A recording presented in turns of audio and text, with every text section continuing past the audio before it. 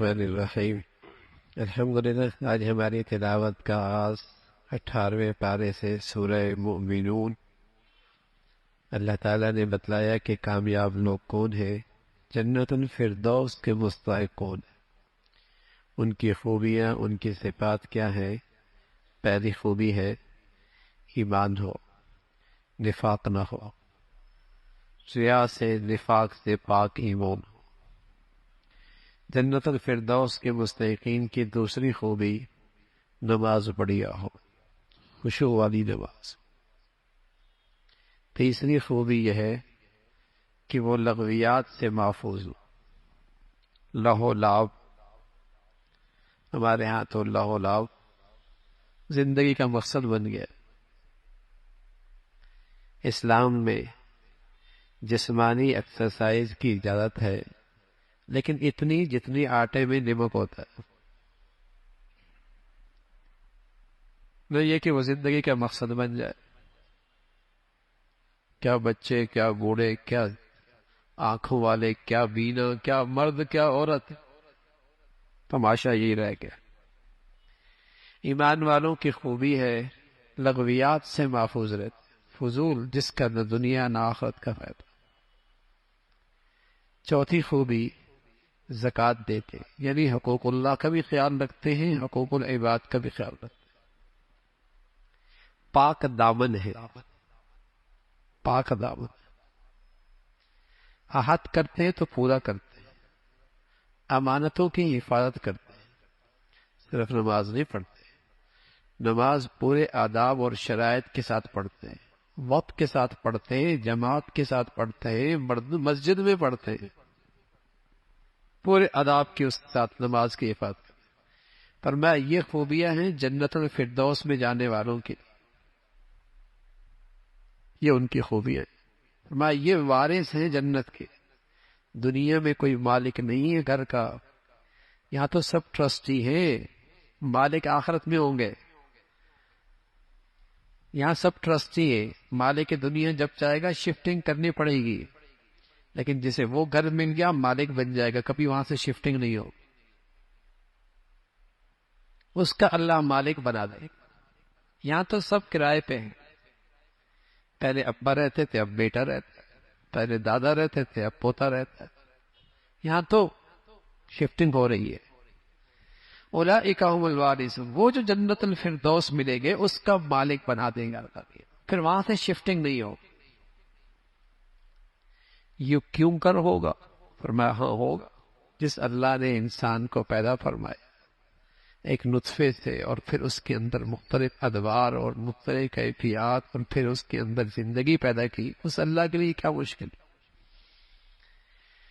پھر حضرت نوح علیہ السلام کا تذکرہ، ان کی توحید کی دعوت، قوم کا انکار، قوم کا مذاق اڑانا، پھر اللہ کی طرف سے آیا ہوا عذاب جس سے وہ ساری قوم غرق ہو گئی، ایمان والے محفوظ ہو گئے۔ پھر کے بعد دیگری انبیاء آتے رہے اور اللہ کی توحید کا پیغام سناتے رہے۔ ہارون، موسیٰ علیہ السلام بھی فرعون کے پاس آئے، ان کے لو لشکر نے تکبر کا مظاہرہ کیا۔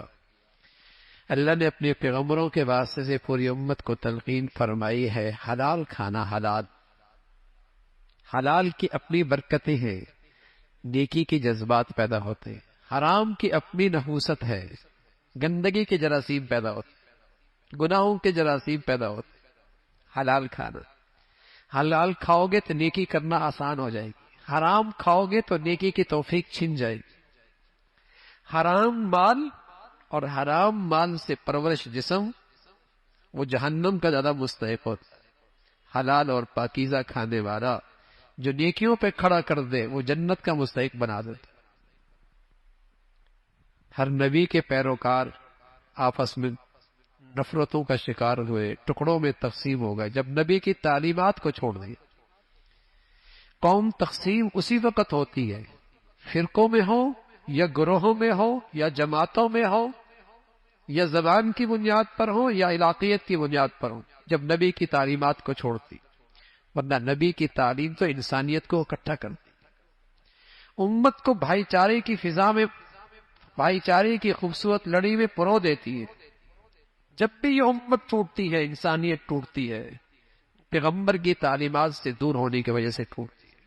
پھر نئے نئے بت تراشے جی جاتے، فرقہ، زبان، علاقہ، وطن، سیاسی جماعت، نفرتوں کی آگ لگتی ہے۔ پھر یہ نئے بت ہوتے۔ جب تعلیمات نبوی چھوڑی جاتی ہے تو پھر نفرتوں کا شکار ہوتا ہے۔ اس کا تذکرہ فرمایا اگر حق ان باطل پرستوں کے پیچھے چل پڑے تو دنیا میں فساد برپا ہو جائے۔ اللہ کی ذات ہے زمین و آسمان کے پیدا کرنے والی، انسان کو ان گنت نعمتوں سے نوازنے والی، اس کا تذکرہ فرمایا۔ وہ زندگی دینے والا، وہ موت دینے والا ہے۔ ایک دن آنے والا ہے جب انسان دو حصوں میں تقسیم ہو جائے گی، اور یہ تقسیم نیکی اور بدی کی وجہ سے ہوگی۔ نیکی اور بدی کی وجہ سے ہوگی۔ نیک لوگوں کے نام اعمال بھاری ہوں گے، برائی کرنے والوں کی نیکیوں کا پلڑا ہلکا ہوگا، ان کے چہرے سیاہ ہو جائیں گے، ذلت اور رسوائی میں ہمیشہ رہیں گے۔ اور وہ کہیں گے کہاں ہیں آج وہ لوگ جن کا ہم دنیا میں دین پہ چلنے کی وجہ سے مذاق اڑایا کرتے۔ دنیا میں شیطانیت انتہا درجے کے ہوتی ہے جب وہ دین والوں کا بھی مذاق اڑانے لگتا ہے۔ اس کا تذکرہ فرمایا۔ پھر جب قبروں سے اٹھیں گے پوچھا جائے گا کتنے سے لیٹے؟ لبثت یوما او بعض یوم، ایک دن یا آدھا دن۔ آدم سے لے کر قیامت تک جب قبر میں لیٹا ہے کہے گا ایک دن ایک رات، اس لیے کہ وہ ہولناک دن جو آنے والا ہے سب کچھ ماضی بھول جائے گا۔ تو میں تمہیں اللہ نے محض کھیل تماشوں کے لیے نہیں پیدا کیا، بیکار نہیں پیدا کیا، تمہاری زندگی کا ایک مقصد ہے، اس رب کی احسان شناسی ہے، اس کی بندگی ہے، اس کا تذکرہ فرمایا۔ پھر سورہ نور ہے۔ دو صورتیں ایسی ہیں، ایک سورہ نساء، ایک سورہ نور۔ حضرت عائشہ فرمایا کرتی تھی اپنی عورتوں کو سکھایا کرو۔ اللہ کے نبی فرمایا کہ سورہ مائدہ مردوں کو سکھایا کرو، سورہ نساء، سورہ نور عورتوں کو سکھایا کرو۔ اس میں گھر کی زندگی، عفت اور پاک دامنی کا ماحول اور اس کی حفاظت اور گھریلو اور معاشرتی زندگی کے اصول اور ضابطے اس صورت کے اندر موجود ہیں۔ مسلمان بیٹیاں اپنے ہاتھوں سے لکھا کرتی تھی، اور جب گھر جایا کرتی تھی نکاح ہو جایا کرتا تو ان کے جہیز میں یہ صورت رکھ دی جاتی تھی تاکہ اس کی زندگی کے اصول ہمیشہ یاد رہے۔ گھر ٹوٹتا ہی تب ہے جب معاشرے سے شرم و حیا اڑ جاتا ہے۔ جس معاشرے سے شرم و حیا رخصت ہو جائے وہاں طلاق اور خلع کی کثرت ہوگی، جیسے آج ہے۔ اگر آپ عدالتوں میں جائیں تو 99% کیسز طلاق اور خلع کے ہیں، وہ رہنا نہیں چاہتی، رکھنا نہیں چاہتا۔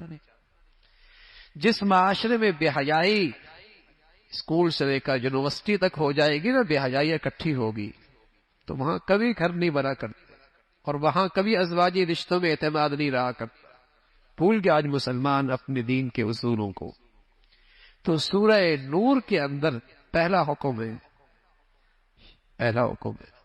فرمایا سورۃ انزلنا۔ خیال رکھنا یہ ہم نے اتارا، کسی انسانوں کے بنائے ہوئے یہ اصول اور ضابطے اور قوانین نہیں ہیں، ہم نے اتارے۔ یہ انداز قرآن میں کسی اور صورت میں نہیں ہے، اس صورت میں خاص طور پہ اللہ نے یہ ہم نے اتارا ہے، یہ قوانین ہمارے ہیں۔ اور خاص طور بتایا زانی مرد اور زانی عورت، اگر یہ شادی شدہ نہیں ہے تو ان کو کوڑوں سے مارو، کوڑوں مارو، اور اگر یہ شادی شدہ ہیں اور پھر بدکاری کرتے انہیں پتھروں سے سنسار کرتے۔ اس میں اللہ کے نبی کے احادیث موجود ہیں۔ اسلام میں یہ سخت ترین سزا ہے زانی کی، اس لیے کہ یہ صرف بڑا گناہ نہیں ہے، بہت سارے گناہوں کا مجموعہ ہے۔ بہت سارے قتل کے پیچھے جائیں گے تو آپ کو یہی گندگی نظر آئے گی، بلکہ جس قتل میں درندگی زیادہ ہوگی اس کے پیچھے آپ کو زنا نظر آئے گا۔ جس قتل کے اندر درندگی زیادہ ہوگی آپ کو اس کے پیچھے زنا نظر آئے گا۔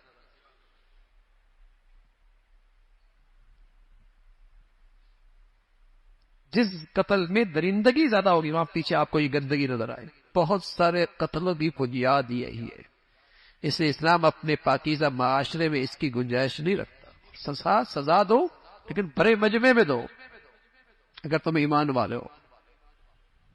اگر تم ایمان والے بھرے مجمع میں سزا دو تاکہ سب کو عبرت ہو، لیکن آج سزا ہو تو بہت سارے لوگوں کی آوازیں آئیں گی،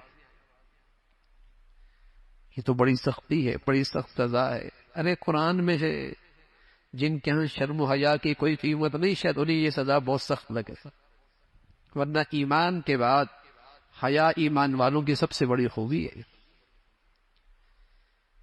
ہاں، جھوٹی تہمت لگائی عورت پر 80 کوڑے پھر مارے جائیں گے۔ پاک دامن عورت پر جھوٹی تہمت لگائی، پھر قذف، پھر سزا 80 کوڑے۔ اسلام میں جہاں سزا سخت ہے وہاں اس کے ثبوت کے لیے شرائط بھی سخت ہے کہ 4 گواہ لے کے آنا، گواہی لے کے آؤ۔ عورت نے اپنی بیوی پہ تہمت لگا دی، گواہ نہیں تو لعان ہوگا۔ شریعت کا ایک حکم ہے کہ دونوں قسمیں کھائیں گے، اپنے اوپر لعنت کریں گے 5 مرتبہ، پھر ان دونوں کے درمیان طلاق واقع ہو جائے گی۔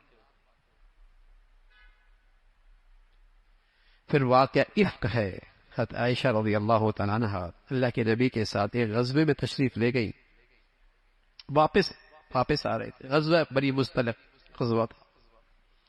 راستے میں ایک جگہ پڑاؤ ڈالا اور اس پڑاؤ کے موقع پہ آپ قضاء حاجت کے لیے تشریف لے گئی، وہاں آپ کا ہار گر گیا تھی، آپ ہلکی پھلکی، سواری کے اوپر پردہ موجود تھا، اس کے اندر آپ بیٹھتی تھی، آگے ایک آپ کا اونٹ چلانے والا ایک آدمی موجود تھا، قافلہ روانہ ہو گیا، سمجھے کہ شاید آپ تشریف فرما ہیں، اندر ہی اونٹ پر موجود ہے، لیکن آپ تو موجود نہیں تھی۔ آپ واپس آئیں، قافلہ روانہ ہو چکا تھا، آپ وہیں چادر ڈال کے بیٹھ گئی اس خیال سے کہ اگلی جگہ جہاں پڑاؤ ڈالیں گے میں نہیں ہوں گی تو واپس آگے مجھے لے جائیں گے۔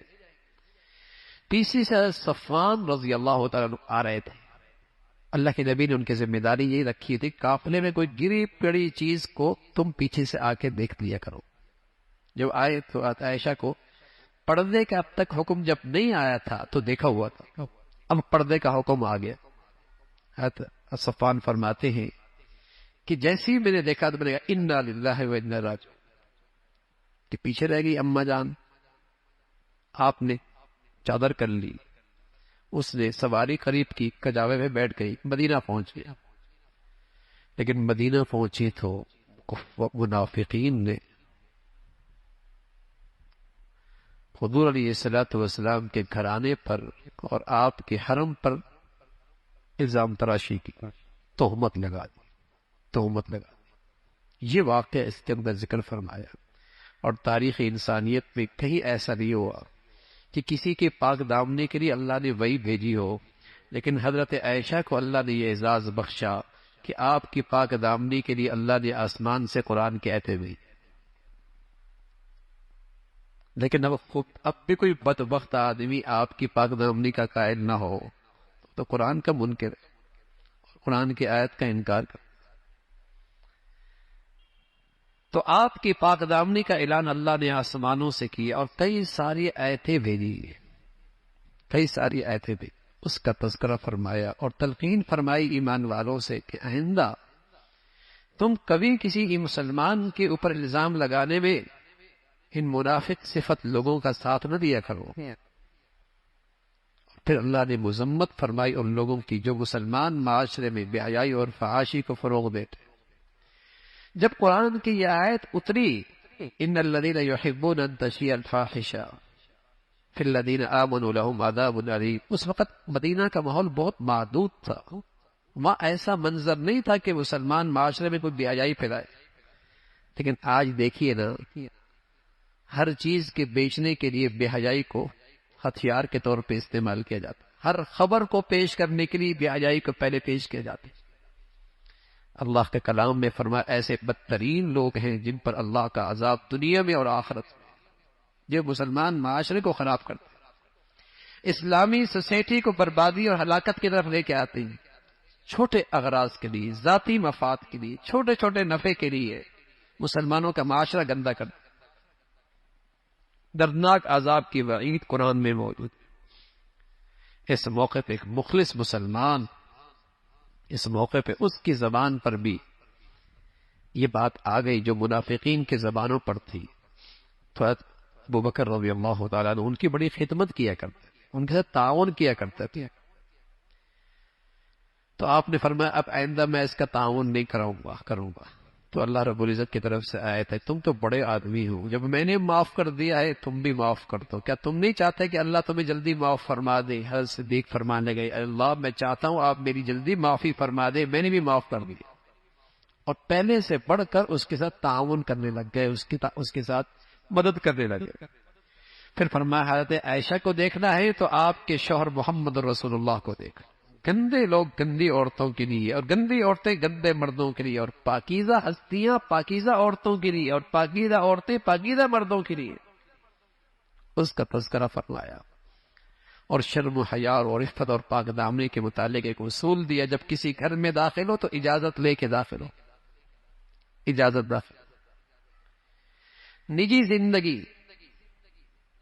زندگی کا تحفظ اسلام کرتا ہے. اسلام تحفظ کرتا ہے کہ جہاں کہیں جاؤ، کوئی خلوت میں ہو، تنہائی میں ہو، تو پہلے اجازت لو. اجازت لیے بغیر اندر نہ جاؤ. پرائیویسی آج دنیا میں اس کے بڑے تذکرے چلتے ہیں، لیکن اس کا اصول اسلام نے بتایا ہے اور اس کا تحفظ اسلام نے کیا. لیکن اب تو لوگ تلاش کرتے ہیں اس کے موبائل میں کون کون سے میسج آئے ہوئی، اس کے پاس کون کون سا پیغام آیا ہوا ہے. یہ زیادتی ہے یار، یہ ظلم ہے. اسلام اس کی اجازت نہیں دیتا. آج کسی کی خلوت تنہائی محفوظ نہیں رہی، سب غیر محفوظ ہو گئے. اسلام نے تحفظ دیا اجازت لے کر. ہو سکتا ہے کچھ لکھ رہا ہو اور تمہیں نہیں دکھانا چاہ رہا، ہو سکتا ہے وہ ایسی حالت میں ہو کہ تمہیں نہیں چاہتا کہ وہ اس حال میں تم اسے دیکھو. پرائیویسی ہے، اور تم اس کے لیے، اس کی نجی زندگی کے لیے خطرہ نہ بنو. اجازت لے کے داخل. پھر عفت اور پاک دامنی کا ایک اور اصول بتایا. ایمان والو نظریں نیچے رکھو، اس سے تم پاک دامن رہو گے. پاک دامنی کے لیے تمہارے لیے آسانی ہو، اس لیے کہ اگر نظریں آوارہ ہو جائے تو دل آوارہ ہو جاتا ہے، پھر شرمگاہوں کی حفاظت مشکل ہو جاتی ہے. اسلام نے شرمگاہ کی حفاظت کے لیے پہلے نظروں پہ پہرا ڈالا ہے. نظریں جھکا لو. اور صرف مردوں سے نہیں کہا، عورتوں سے بھی خاص طور پہ خطاب کی. حالانکہ نماز کی بات آئی تو صرف مردوں سے خطاب کیا، زکوٰۃ کی بات آئی تو صرف مردوں سے خطاب کیا. عورتیں اس کے ماتحت داخل ہیں، لیکن جب عفت اور پاک دامنی کی بات آئی تو مردوں سے الگ خطاب کیا، عورتوں سے الگ خطاب کیا. جس حکم کو اللہ اور اللہ کا کلام اتنی تلقین کے ساتھ کر رہا ہے، آج مسلمانوں نے اس کے ساتھ کیا سلوک کیا ہے؟ آج مسلمانوں کی زندگی میں اور معاشرے میں اس کا کیا حال ہے؟ مسلمانوں کے تعلیمی اداروں میں کیا حال ہے؟ فرما کر یہ عورت اپنی زیب و زینت صرف اپنے محرم مردوں کے سامنے ظاہر کر سکتی ہے، غیر محرموں کے سامنے اپنی زیب و زینت نہیں.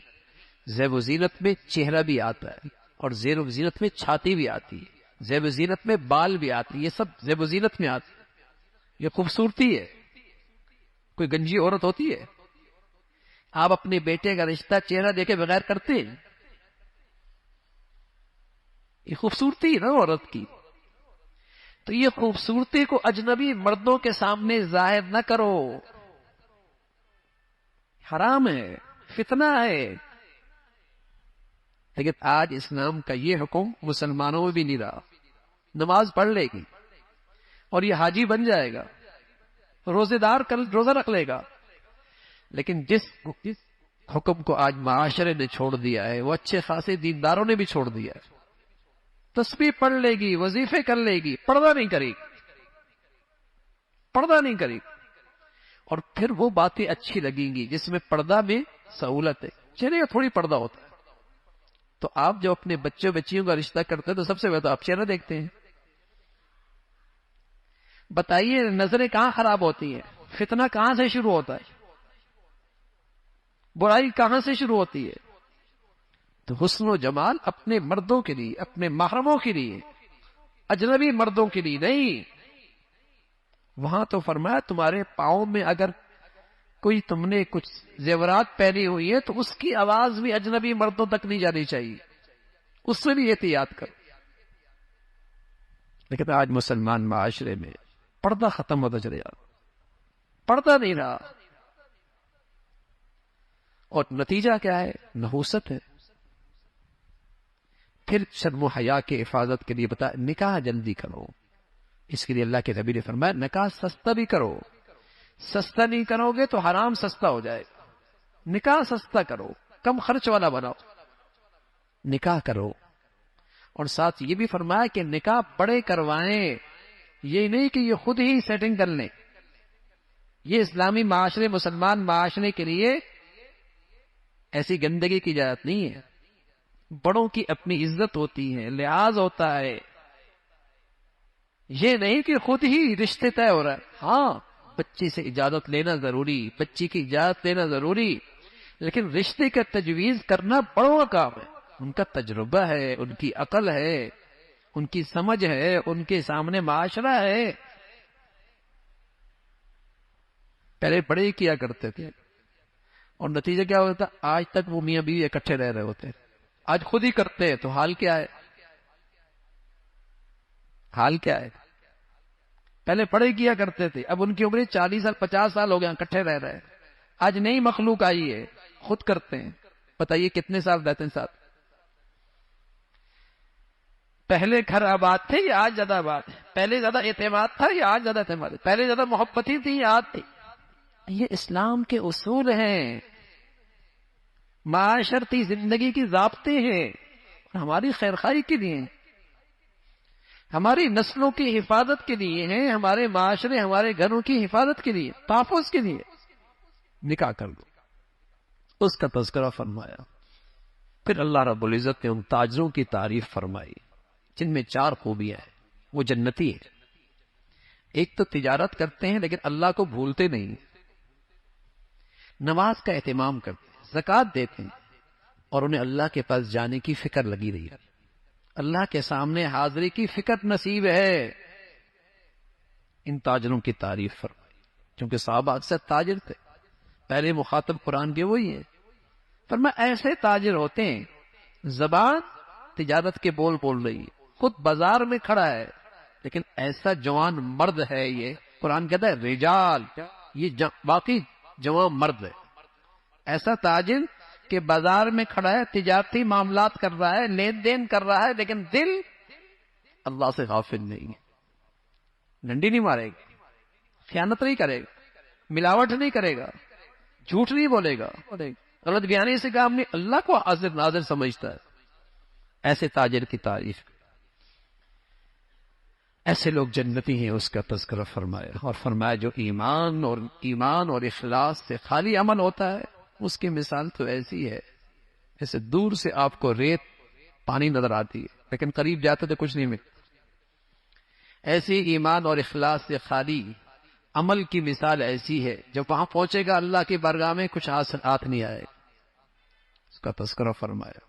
پھر ایمان والوں کی 4 خوبیوں کا ذکر فرمایا، فرمایا یہ کامیاب لوگ ہیں، ماضی کے بارے میں اللہ سے ڈرتے ہیں، آئندہ کی زندگی میں محتاط زندگی گزارتے ہیں، اللہ اور اللہ کے رسول کی اطاعت کرتے ہیں، فرمایا یہ کامیاب لوگ۔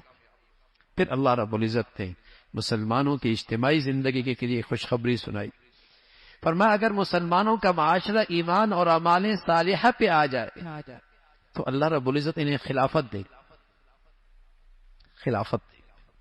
ایمان اور اعمال صالحہ، انفرادی زندگی میں بھی دینداری، اور اجتماعی زندگی کی جو اسلام کے تقاضے ہیں، 3 تقاضے۔ پہلا تقاضا اسلام کی خدمت کے لیے افراد تیار کر، دوسرا تقاضا اسلام کا پیغام کو عام کرنا، پہنچانا، تیسرا اگر کہیں رکاوٹ بنتی ہے تو پھر جہاد۔ یہ 3 چیزیں مدینہ منورہ میں، یہ 3 چیزیں زندہ ہوئی، اللہ نے خلافت مسلمانوں کو۔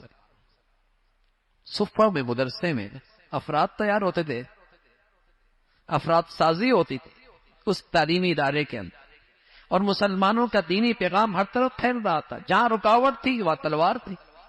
پھر اللہ نے مسلمانوں کو خلافت، جب تک یہ امت میں یہ چیزیں رہی، اللہ نے مسلمانوں کو غلبہ نصیب فرمایا، اور ساتھ فرمایا اگر تم ایسا کرو گے تمہارا خوف امن سے بدل جائے گا اور تمہارا دین دنیا پہ غالب ہو جائے گا۔ پھر ایمان والوں کو تلقین فرمائی، ایمان والو گھر میں داخل ہو تو اجازت لے کے داخل ہو، اور کچھ وقت تو ایسے جو خاص خلوت کے ہوتے ہیں جس سے جسم کے زائد کپڑے اتر جاتے ہیں۔ دوپہر کا وقت ہوتا ہے، عشاء کے بعد کا وقت ہے، فجر سے پہلے کا وقت ہے، آدمی زائد کپڑے اتار دیتا ہے۔ فرمایا ایسے موقع پر تو چھوٹے بچے بھی کمرے میں داخل نہ ہو بغیر اجازت کے۔ اسلام اپنے معاشرے کو پاکیزہ رکھنا چاہتا ہے، صاف ستھری معاشرت رکھنا چاہتا ہے، جہاں کہیں گندگی نہ ہو، بے حیائی نہ ہو، شرم و حیا کا کہیں ہیرا یہ چٹک نہ جائے۔ اجازت لے کے داخل، اور پھر فرمایا ہاں عورتوں پر پردے کی تلقین فرمائی، لیکن ایک استثناء فرمایا ایسی بوڑھی عورت جس سے نکاح کی کوئی امید نہیں، بڑھاپے کے اس حصے پہ چلی گئی، یہ اپنا چہرہ کھول سکتی ہے، لیکن فرمایا چہرہ کھول سکتی ہے لیکن یہ بوڑھی انداز میں باہر نکلے، ایسا نہ ہو کہ جوان بن کے باہر نکلے۔ ہاں اب تو ایسا بھی ہوتا ہے، بوڑھی بن کے باہر نکلے، ایسا نہیں کہ جوان بن کے باہر نکلے، تو تب یہ چہرے کا پردہ نہیں کر سکتی، نہ کرے کوئی بات نہیں، لیکن فرمایا اگر کر لے تو بہت اچھی بات، اس کی تلقین فرمائی۔ فرمایا گھر میں جب داخل ہو اجازت لے کے داخل ہو، سلام کر کے داخل ہو، اور کسی اہم معاملے میں تمہارا اجتماع ہو، بیٹھے ہو، اور کوئی بڑا تمہارے اندر بیٹھا ہو تو اجازت لے کے جاؤ، یہ ادب ہے، یہ اس مجلس کا ادب ہے، اور بیٹھنے والے کا اکرام ہے، اس کا تذکرہ فرمایا۔ پھر سورہ فرقان ہے، قرآن کی عظمت کا تذکرہ ہے، رسول اللہ صلی اللہ علیہ وسلم کی رسالت کا تذکرہ، پھر وہ کفار کے وہی بیہودہ سوال کہ آپ کیسے رسول ہیں، آپ تو کھاتے بھی ہیں، پیتے بھی ہیں، بازار بھی جاتے ہیں، اگر آپ واقعی اللہ کے پیغمبر ہوتے تو کوئی فرشتہ آپ کے ساتھ ہر وقت آپ کے آگے پیچھے چلتا، اور آپ واقعی اللہ کے رسول ہوتے تو بھی آپ کے باغات ہونے چاہیے تھے، آپ کے پاس کوئی زرخیز زمینیں ہونی چاہیے تھی۔ اور میں ہاں اللہ رب العزت کے جو پاس یہ ہے نا، وہ دنیا کی زرخیز زمینوں سے بہت بڑھیا ہے، وہ جنت ہے، اس کا تذکرہ فرمایا۔ پھر جہنم میں اہل جہنم کا تذکرہ فرمایا، کس طریقے سے جہنم میں داخل ہوں گے، اور ان کے معبودان باطلہ بھی جہنم میں داخل ہوں گے، اور ان سے کہا جائے گا کیا تم نے بت پرستی میں انہیں مبتلا کیا؟ وہ کہیں گے اللہ ہماری پناہ، ہم نے انہیں اس راستے پہ نہیں ڈالا، اس کا تذکرہ فرمایا۔ پھر فرمایا ہر رسول دنیا میں آیا ہے، اس کے ساتھ بشری تقاضے لگے ہوئے تھے، ان کے بچے اولاد، ان کے کھانے پینے کی ضروریات تھیں۔ پھر فرمایا صبر کرو، لیکن اللہ رب العزت ہر چیز سے آگاہ ہے، ہر چیز پہ نظر ہے۔ اللہ تعالی عمل کے توفیق نصیب فرمائے۔